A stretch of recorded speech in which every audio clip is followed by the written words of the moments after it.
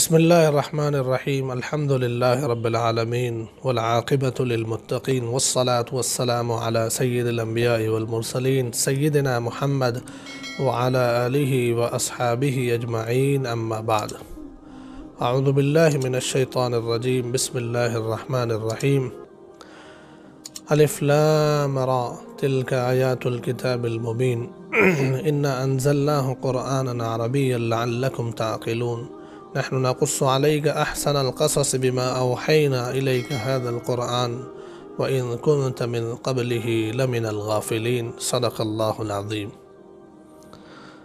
محترم سامعین و ناظرین، سورہ یوسف کے درس کی مجلس میں آپ کا استقبال ہے۔ ناظرین کرام، سورہ یوسف کے متعلق اپنے گزشتہ ویڈیو میں سنا کہ سورت پاک کے نازل ہونے کا کیا بیک گراؤنڈ تھا اور کن حالات میں یہ سورت نازل ہوئی تھی۔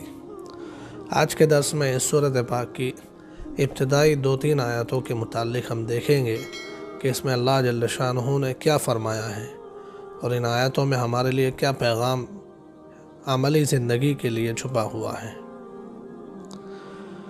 فرمایا بسم اللہ الرحمن الرحیم، شروع اللہ کے نام سے جو بڑا مہربان نہایت رحم کرنے والا ہے۔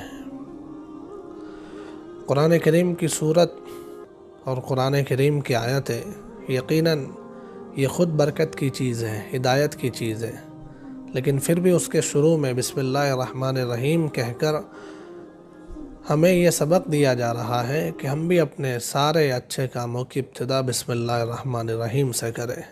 اللہ کے نام سے جس کام کی ابتدا کی جاتی ہے وہ کام مکمل ہوتا ہے، برکتوں والا ہوتا ہے۔ تو اس لیے ہمیں ہمارے نبی صلی اللہ علیہ وآلہ وسلم نے بھی اپنی زندگی میں یہ سکھا دیا ہے کہ ہم ہر عمل کے شروع میں، ہر کام کے شروع میں بسم اللہ سے ابتدا کی جائے۔ بہت سارے اعمال کی دعاؤں میں بسم اللہ شروع میں آ جاتا ہے، اور کچھ کام ایسے ہے کہ اس کے متعلق جنرل بات ہے کہ اس کی ابتدا بسم اللہ سے کیجیے۔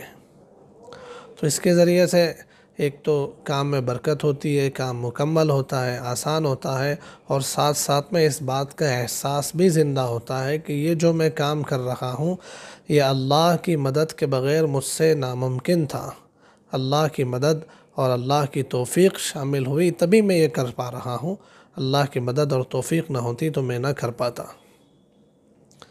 پھر فرمایا الف لام را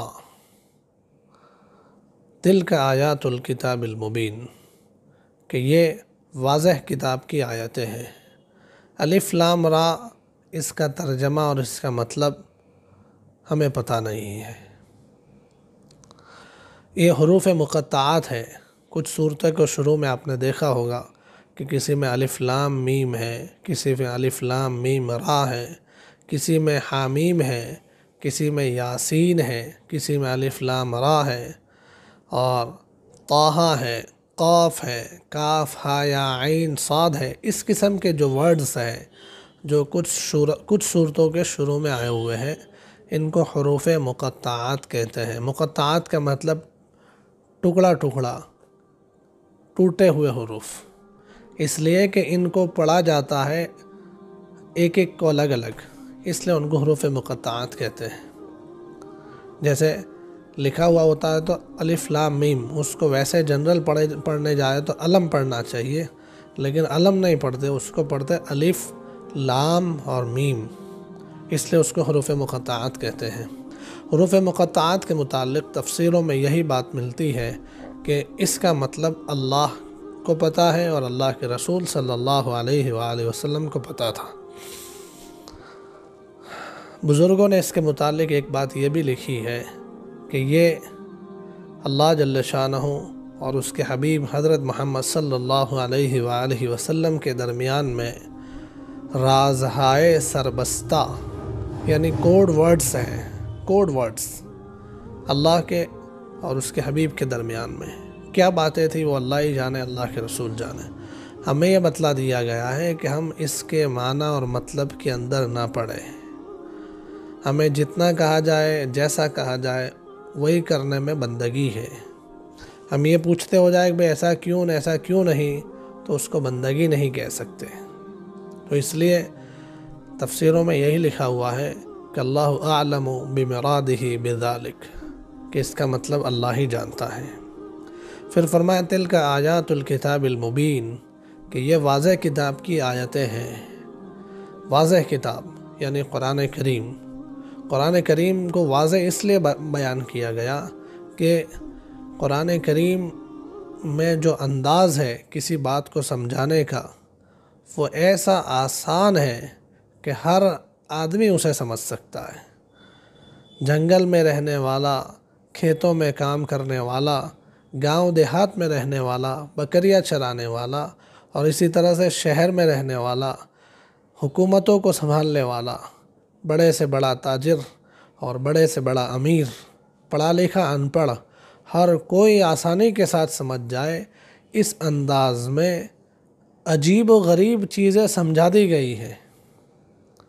موت کے کیسے آتی ہے اور موت کیا ہے، موت کے بعد کے مراحل، آخرت، موت کے بعد ایک نئی زندگی کو ثابت کرنا، اور ایسی بڑی بڑی چیزیں، جنت و جہنم اور کائنات کا یہ نظام، بڑی بڑی چیزیں آسانی کے ساتھ سمجھائی گئی ہے۔ اس کو سمجھانے کے لیے جو ایگزامپل دیے گئے ہیں وہ بھی بہت آسان ہے اور بہت روشن اور واضح ہے، ہر کوئی سمجھ سکتا ہے۔ اس لیے فرمایا کہ یہ واضح کتاب کی آیتیں ہیں۔ انا انزلناہ قرآنا عربیا لعلکم تعقلون، کہ ہم یہ نازل کر رہے ہیں قرآن کریم کو عربی زبان میں تاکہ تم لوگ سمجھ لو۔ قرآن کریم کو عربی زبان میں نازل کیا گیا ہے کیونکہ اس کے جو اولین مخاطب تھے، جن لوگوں پر شروع میں یہ نازل کیا جا رہا تھا، حضور نبی کریم صلی اللہ علیہ وآلہ وسلم کے صحابہ اور حضور کے جو مقام کے لوگ رہنے والے تھے، یعنی علاقہ عرب کے لوگ، ان پر نازل کیا جا رہا تھا شروع میں، اس لیے اس کی زبان عربی میں ہے۔ اور اس کا مقصد صرف اتنا ہی ہے کہ قرآن جن لوگوں پر شروع میں نازل کیا جا رہا ہے وہ لوگ اس کو اچھی طرح سے سمجھ لیں، تو پھر ان کے ذریعے سے پوری دنیا کے لوگوں کو سمجھایا جا سکے۔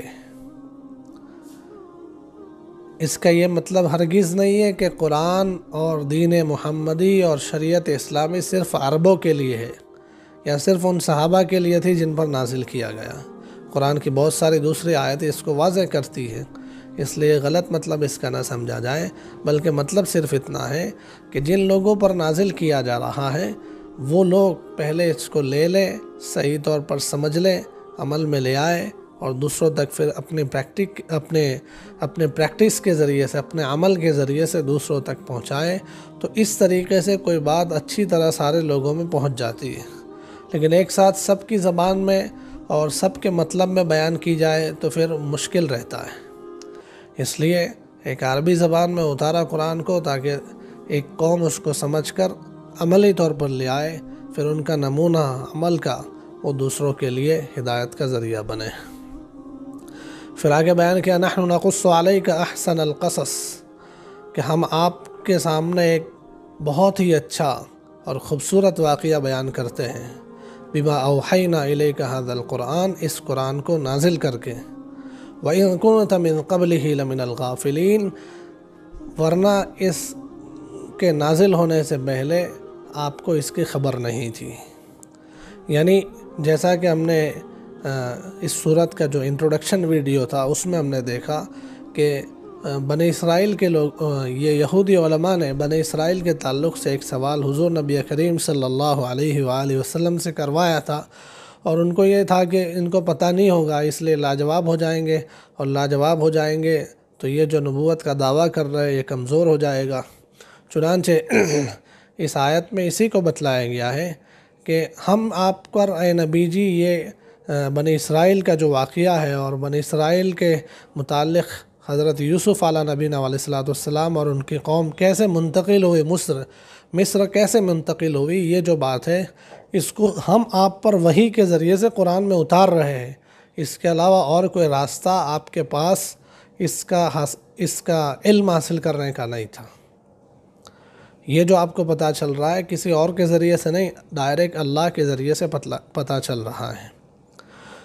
नहनु नक़ुस्सु अलैका अहसनल क़सस, इसमें फ़रमाया कि हम बेहतरीन वाक़या और ख़ूबसूरत क़िस्सा आपके सामने बयान कर रहे हैं।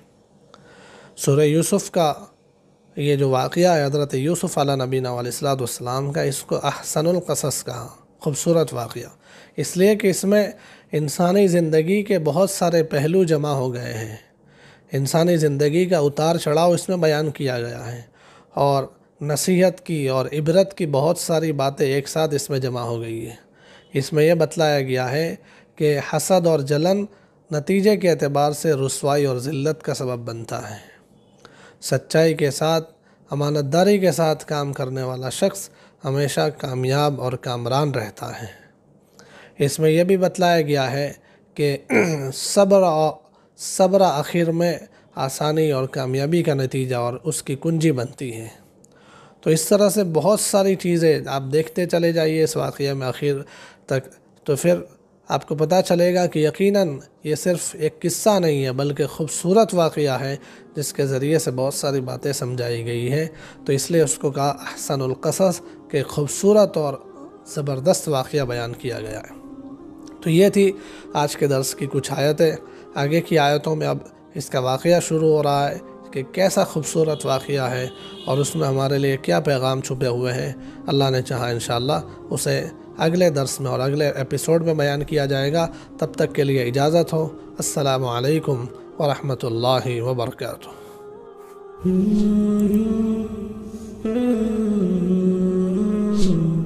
Mm-hmm.